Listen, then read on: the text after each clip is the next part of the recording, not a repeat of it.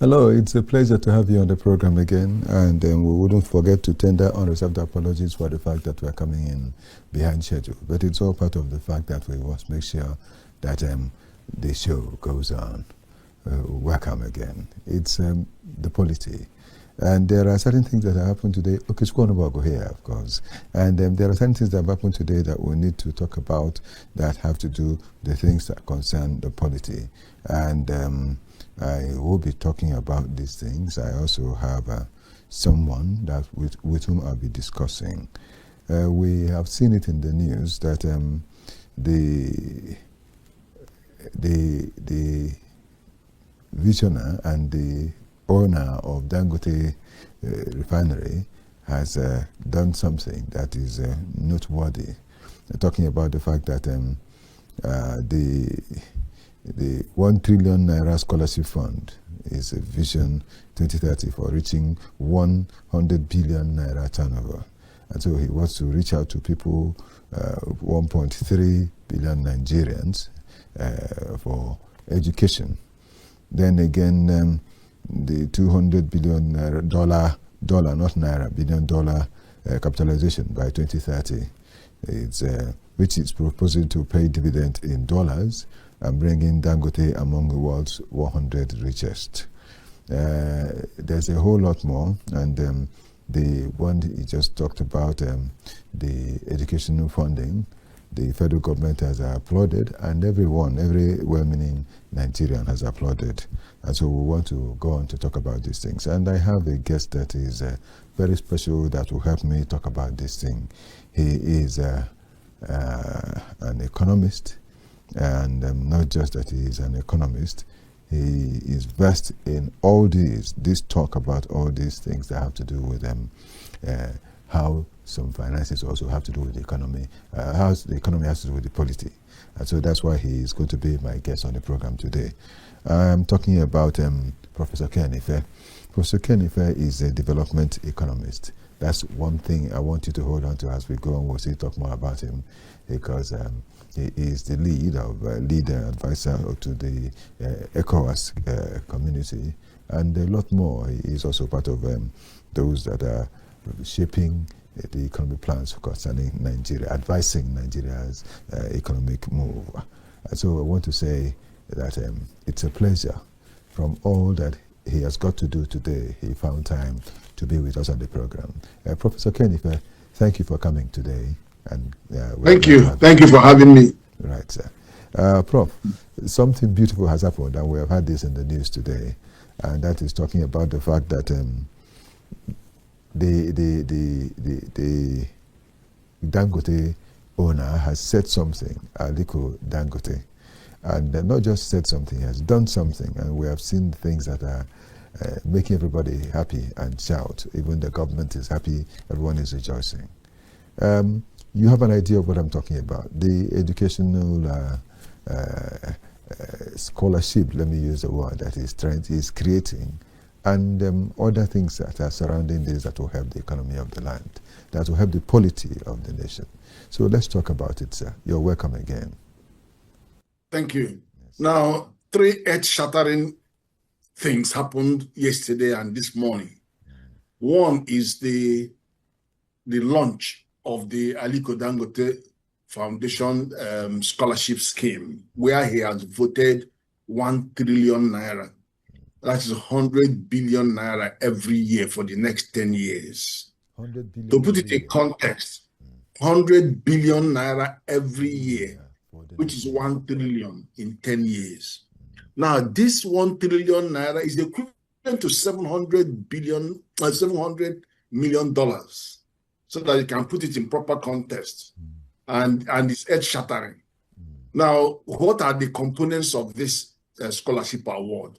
First of all, he commits to giving scholarship to about 1,300 people who will benefit from this over the next 10 years.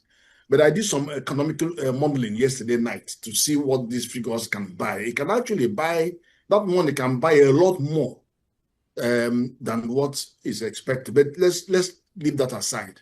So there will be a build-up of 45,000 undergraduates, scaling up to that 1.3 million over 10 years.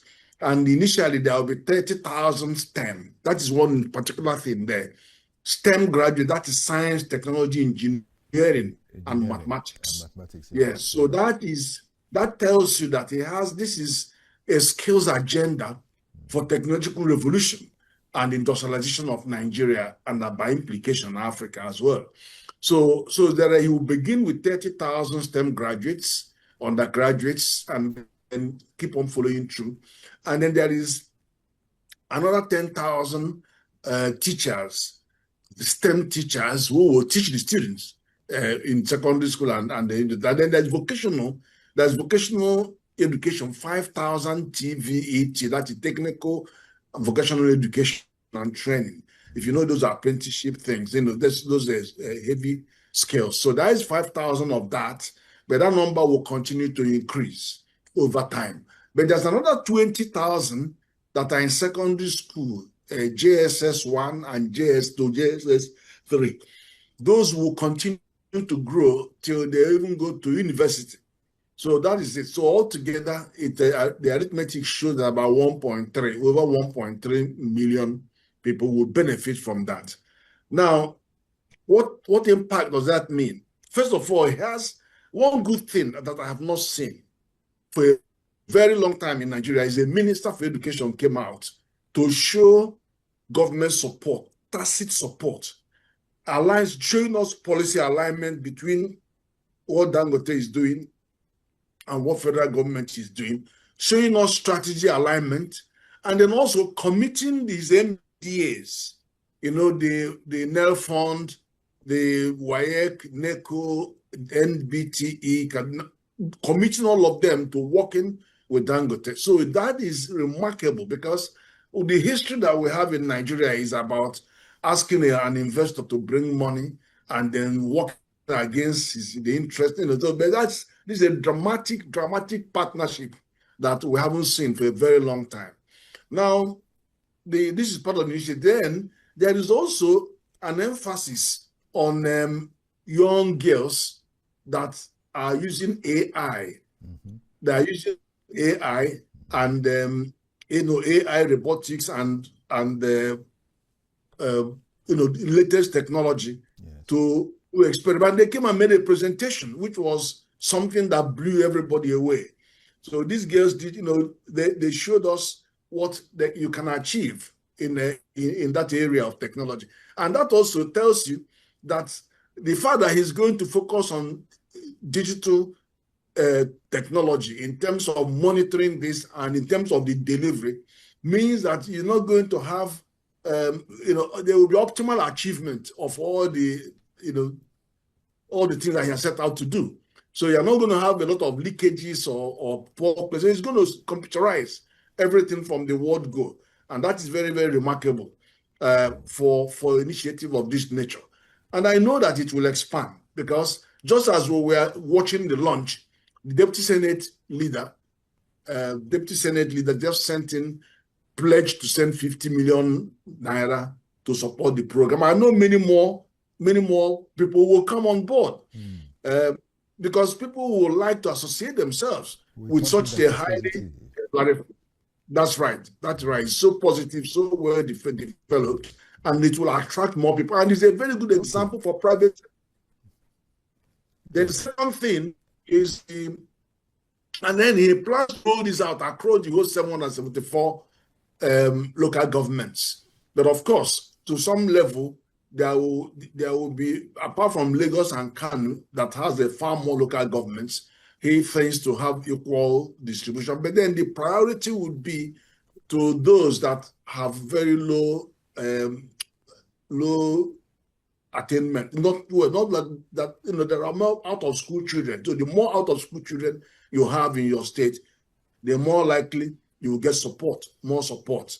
So that is so it's going to be structured in that form. But it's very inclusive, it's very transparent. The fact that it's all based on digital technology speaks volume of what it's trying to do and what it's going to achieve. Now, the second one is the business side of it. Yes.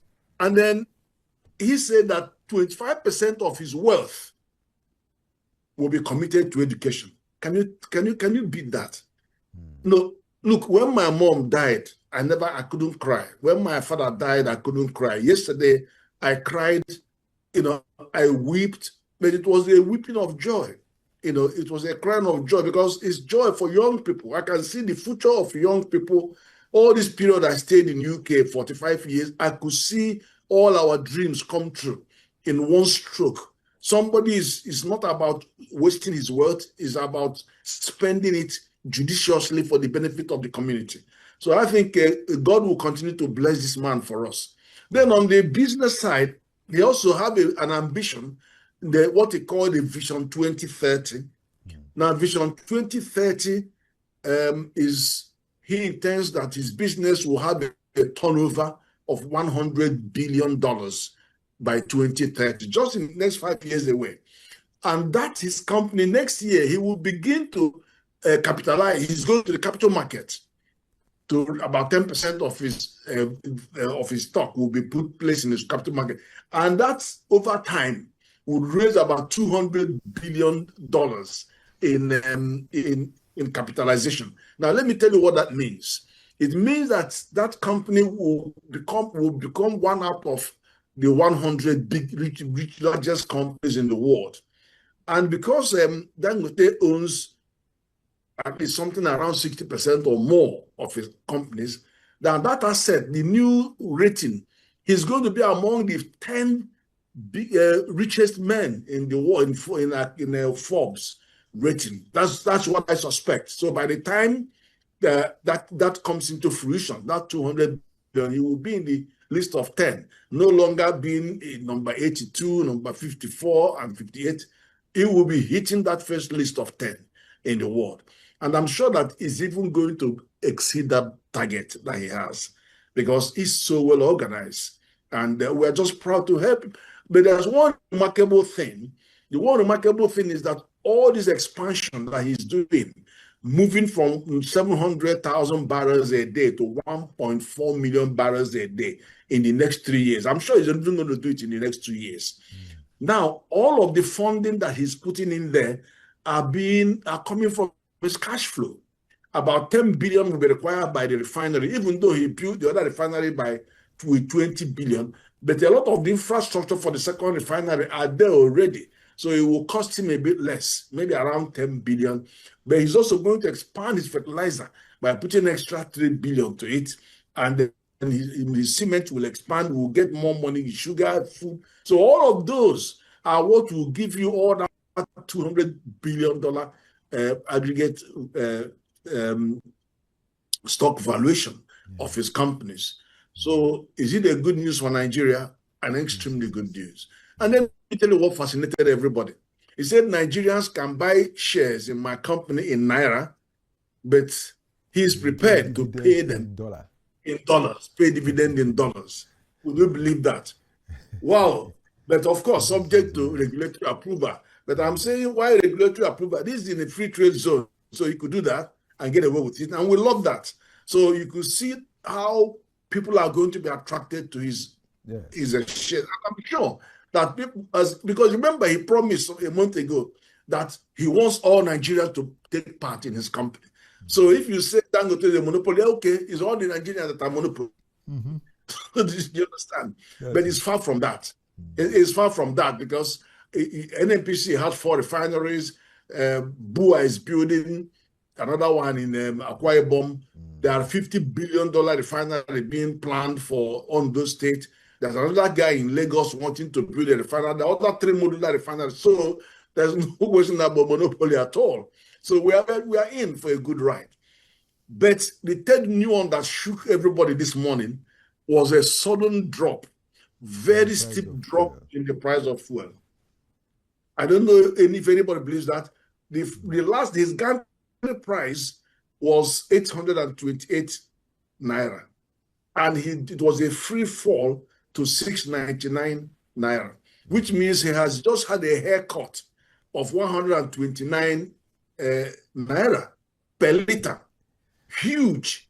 The prayer is the retailers in the station going to reciprocate by bringing down the price of the fuel, at least by 100 naira or 110 naira or something, just to bring it down so that everybody will benefit from that. But for him, it's a triumph, and it's the best news that we could see. A sudden drop of 190, it was dropping, and this is about 20 times he had dropped prices. So it bodes well, and he's doing it because he wants to have competition, and then see how we can reduce this reckless importation of substandard fuel into the country. Okay, looking at the fact that this third one, that is what has to do with the reduction of petrol price, fuel pump price. You brought a bit of what I want to ask, but let's talk about it more. You see, he has done this. He has crashed the price to less than 800 naira per liter. That's what it is. And now, you asked a question. Would the marketers also be, I don't know the word to use, be kind enough to help bring down the cost eventually the way it should be? Because he has done this reduction. And before now, he had promised that his own vehicles, his own tankers, will carry this fuel to the stations all over the country that are working with him. But we had the problem of Pengassan disturbing, and some people disturbing, some marketers refusing, and a lot has happened. I don't know whether he will still be able to carry this fuel and move the way he had earlier planned, number one. Then number two, without a doubt, even these marketers themselves, would they allow it as it comes to them to still sell it at this? I mean, even if it were to be 100 naira reduction, it will still help the people, especially this period that we're talking about celebration, the Yuletide. No, the fact of the matter is that I think over 8,000 of those are already deployed. I think about 6,000 to 8,000 are already deployed. The target is 10,000. So, and we have no doubt whatsoever that he will meet the challenge. At the moment, it's over half of what he needed to be delivered are already being delivered. It's just these other marketers that are dragging their feet. Those marketers also have their own trucks, but Dangote has made the offer to cut the cost, because using the CNG costs the cost of transportation by almost 40% or more. So it is into their interest that they use those and improve their bottom line. But we don't have any doubt that he could deliver those numbers. Okay, so we want to believe that it will happen, because we keep hearing that these marketers, some of them are opposing it, of course, which is natural for them to do. But the fact that they want to stop him from doing what he's free to do is what is not right. Because, I mean, he still has freedom, like every other Nigerian, to do what he wants to do. And, of course, what he wants to do is what will help every Nigerian. So this matter of that freedom to do it, I know that even as he has done this, that it will go a long way in also helping the NNPC, whatever it is they are doing, to also bring down the cost so that it could be a general thing all over the country. Not the story we have just heard within this week, that scarcity of fuel is coming as a result of the fact that is the importation has had this problem or the other, and we are wondering, why should you be talking about that at a time like this when we know, okay, the celebration period is around the corner, and so they want to do one thing or the other the way they normally do it, so as to let the price go high again, because it's only in Nigeria that during the period of celebration, that like the Yuletide and the Easter, that everything, the price of things go up. And when in other parts of the world, it is this period that the price of everything comes down. So I don't know. I hope something will happen. I don't know. You people that are aware of these and checking the economy effectively, you need to do some more talking to make our people understand the process and follow it well. No, he piloted this last December. Mm-hmm. He piloted it by absorbing the cost of transportation. So that maintained the price across the whole country. Now, after that, he now is investing 1.7 trillion in transportation infrastructure. So nothing can stop that. The capacity to deliver and enforce this across the country is there. He did it in December last year without the benefit of these trucks. Now the trucks are here. And he did it without the volume of fuel that he produced, which is now 50 million. Now he's got it. So he has enough fuel. In a month, he will produce 1.5 billion liters of fuel, which is 50 million per day times 30 days. So he's got it. He's confirmed that. I've asked the CEO or DG of an NMDPRA to go and visit Dangote factory with his chairman and all his board, and let him go and confirm himself that 50 million liters a day is being produced, and let him go and confirm himself that the laboratory is of international standard, because they haven't got any. Neither has NNPC got an international certified laboratory. So let's have peace in this country, and let's allow people who are kind-hearted and who want to move this economy forward to have their way. Okay, thank you so much, sir. Now we're looking at something else, still with this fuel, but this time in a different way. We just saw the headlines of one of the papers today. Others made it, but then the Tribune effectively wrote, "Reps ask FG to prioritize forex allocation to airline operators," with the rider call for 50% reduction in cost of tickets during Yuletide. We have been told that somehow they have said that the cost of the fuel for the airplane, is rising. So that's one of the reasons for which they're increasing it. But we know that Dangote refinery today is doing something about production of even that fuel for the aeroplanes. What is your take in this matter? I could hardly hear you. The network bandwidth is so low. Okay, sorry. I couldn't hear you at all. Okay, let me come up again. We found out in one of the newspapers, the Tribune today. Some others mentioned it, but Tribune has it as a major headline. And it says, "Reps ask FG to prioritize forex allocation to airline operators."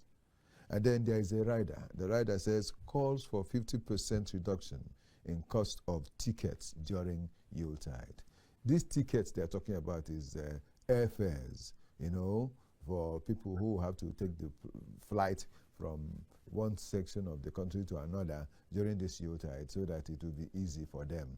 But then we have been told that that there is scarcity of that fuel that is supposed to run the planes. Is this real? Because if it were, I don't know why it is at a time like this that is happening. Even when we believe, or when we have heard and known, that Dangote produces that same fuel in this country. Yeah, Dangote produces far more jet fuel, many times more than what Nigeria needs.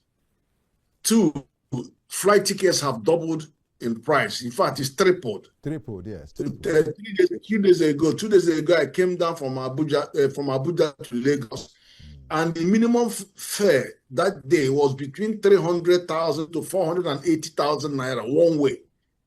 That is ridiculous. This is something that is always 150, 130, but that is it. It's hiked. And there's no justification for that, because there's availability of fuel, and it has nothing to do with foreign exchange, because both government rates and CBN rate and black market rate are the same. So you don't bring CBN into this. You just buy your money from the black market. It's cheaper, it's quick. You want to apply for forex from central bank and wait for weeks and months only to buy it at a rate that is higher than the black market. So they shouldn't bring CBN into this at all. It's got nothing to do with CBN. CBN has cleared their backlog. They has normalized and liberalized the markets, and there's the equilibrium in forex market. They shouldn't call CBN into this. They should just contain their greed, bring more aircrafts, and then keep to time. I spent 3 hours waiting in the airport for a flight, and that's what's happening. Come there, all flights were delayed they were combining flights, all kinds of things are going on. They just always want to exploit at Yuletide season. That's what it is. Yes, exploitation. That's the word we have had on a serious note. And the National Assembly is asking that I don't know, I think they have not really understood this FX thing, because if they have understood it, they shouldn't even, just as you mentioned, they shouldn't even have mentioned that. But also, some people are saying that because these honorable members are the ones that it would affect most when they will not be able to fly. That's why they're crying foul at a time like this and saying anything that comes to their mind, provided the cost of this will be brought down. And I want to add, what about, or who is talking about getting down the price of fuel or transport, not just fuel, because this one they're talking about airfare ticket by 50%, slashing by 50%. Why is it that they have not talked about slashing transport fare too? Even now that we talk about CNG, that vehicles with CNG, they are still, the cost of the CNG vehicles is still very high, just like the way it is with those ones with the normal fuel. What difference does it make that we have not seen it? I mentioned on this on one of our programs here earlier today that I remember Chimaroke Ndamani, while he was the governor of Enugu State, all through the 8 years he governed that state, he made possible that people will move from all over the country to Enugu State when they will want to come home during the Yuletide and all that, and even the Easter. The transport for them was free. Transport for them was free. They will come, he would arrange vehicles that will go all over the country and bring the people home. And afterwards, the same way, these vehicles will take them back. Today, why is our National Assembly not even talking about such things? And why is the government not even talking about such things? Do you know why I'm asking this? I know you can advise the government. Let them do something, because the people are suffering and the people want to see something that is a form of a palliative for them. Because if the cost of transport is reduced, I was told yesterday by someone that vehicles that will carry people from Abuja to the southeast, that one of the companies was charging as high as 80,000 naira. The major reason for all these things, is it not fuel? Correct. What can we do about Correct. this? What can But happen? the fuel is down. To be changed? The fuel is down, the price is down. It is now the retailers that have to respond, reduce their price by about 129 naira as the case. But yes, you see, yes, in the aviation, there is also landing costs that need to be reduced for the aviation people, and there's also a passenger service charge (PSC), which you see in your tickets. So all of those add to the price of the airfare. So I know that there are pressure for those to be reduced to be able to bring down the absolute price of the thing. So the airport charges, the aviation charges, and the landing costs and the passenger service charges need to be tampered with to encourage them to bring down their prices. Okay. Who is the person that to do that tampering with? Because said they need to be. No, it's FAN. Obviously, it's FAN that runs that show, and the complaint should go to the Minister of Aviation. So it's the Minister of Aviation that can direct them to, to do something about the price hike. Okay. Is there a way that the Ministry of Transport can also do something for vehicles that move all across the country this period? I'm not sure what they can do, because they are not tolling the roads, they are not providing the transports, they are not charging those transporters anything that you could, like unlike the aviation. I'm not sure what moral force that they have, because they don't directly control any of the charges. You go to the car parks, what do they pay? Small money, 2,000, 5,000. Is that what you're going to scrap? So it's very difficult for the transport people. Yes. That is the land transport. Yes. It's very, very difficult. Okay. The only thing that actually makes a difference is when you have more vehicles on the road. As you mentioned, the Enugu State governor then had to say, okay, let's carry our people free. That market force, it forces prices down. So it's the demand and supply, temporary demand with supply, that will bring prices down. Okay. Thank you so much, Professor Kenny, for sharing this moment with us.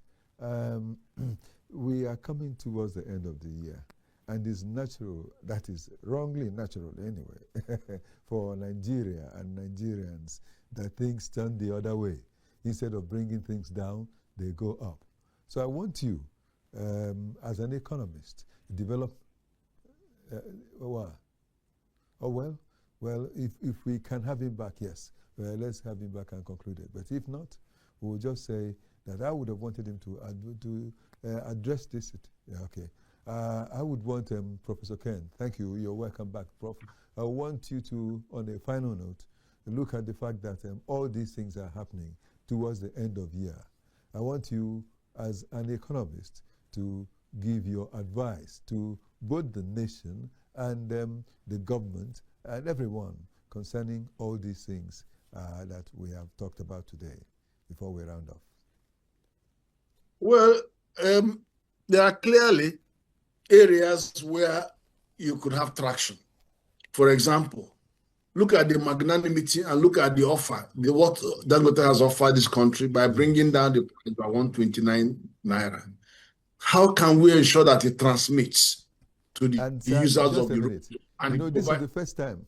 This is the first time we're seeing such a huge reduction in Nigeria since after. Yeah, he just did Christmas for everybody. That's what he has done. He has just done Christmas for everybody. He has done the young people got their own yesterday during the launching, the scholarship. People who will travel. Then the company businesses are going to see huge investment of almost another $20 billion going into investment with a big promise. And then next year, early next year, is going to sell shares to every Nigerian and then ready to even pay us in dollars. But then the one that will touch everybody is the transport to reduce the price of fuel. So it's bonanza to every Nigerian, whichever walks of life, wherever you are, is reaching you, which is a business with conscience. Yeah. But we don't have all the days in the transportation side because these people are doing their own thing. They just exploit every opportunity. Look at the aviation people. Look at what we saw, threefold hike on prices of things with no justification. We have jet fuel. Nothing has changed. They just know that there is traffic coming. A lot of people are returning home. This is their time. It's just human greed and human nature. And you cannot tell government to clamp down on the road transport users, but government can reduce the taxes that they place on the airlines because there are quite a few of them. Yeah. You should use this Yuletide season to knock down price. You could reduce the landing cost by 50%. You could reduce the customer service charge by 50%. You can reduce all other charges so that they will help and encourage the aviation industry. Exchange rate has been coming down. So you cannot say it's the exchange rate of Naira to dollar. No, it's 1,440. So it's much, much lower than when it was 2,000, 1,800 to $1. Now it's quite low now for the last 2 years. That's the lowest. Thank you so much, Prof. I want to thank you again. My pleasure. And for finding time to, out of your very tight and busy schedule, to be on this program today. Honestly, I am grateful, Prof. You have really blessed us with this from your wealth of wisdom and experience together here on this program. And we want to say thanks to you. Oh, we hope that we'll find time to talk with you again before the end of the year, if you permit, sir. No, definitely. All right. Definitely. Thank you so much. I'll come to your studio. All right. Thank you so much. Right, sir. Thanks a lot. Well, dear viewer, this is where we are rounding up this matter because I have had this good time sharing with Professor Ken, the development economist that has been a great guest helping us. But one beautiful news, one beautiful story we're sharing with you as we're going is there is hope because the reduction of the fuel price and all that will go a long way in helping see that things are perfected in our country. And so wherever we are, may we, I want to use the word, pray for Dangote, Aliko Dangote, for helping us in diverse ways. Yes, he is a businessman. He is making his profit. Yes, but there is effective corporate social responsibility that is bringing to bear, even affecting every part of this nation today. Oh, well, we want to say that it would have been good to think of hearing from you and talking with you, but we've had a little kind of distortions kind of in the network, and as a result, that's why I didn't even ask for it today. But we'll still continue with that. We'll still come back, and we'll still talk, and we'll still share with you all these matters. We want to thank you for being there, as always, watching and being part of what has gone on Kaftan Television. On this program, particularly The Polity, we thank you. Let me say special thanks to, one more time, to Professor Ken Ife for helping us. And also thanks to you, dear viewer, for being there. And let me not forget to thank Divine Dabrilaya. I wouldn't forget that. I also want to remember that there has been Ben, and we also have worked together. We've also had the Victors, Victor Adeye, Victor Chizea, Felix Akinjagula, and a lot of others with whom we have worked today. Thank you all for being there. Thank you all for being there. I also want to say special thanks to Chineyani, yes, and for the other students that have come and worked with us to put things in order. Saka, well, thank you, and a lot of others. And I want to say thanks to all of you. We still share a lot together as we go on the program. Lamide as well, let me thank you. This is Okechukwu Onobogo. What have I got to say? May the very best happen to us all the time.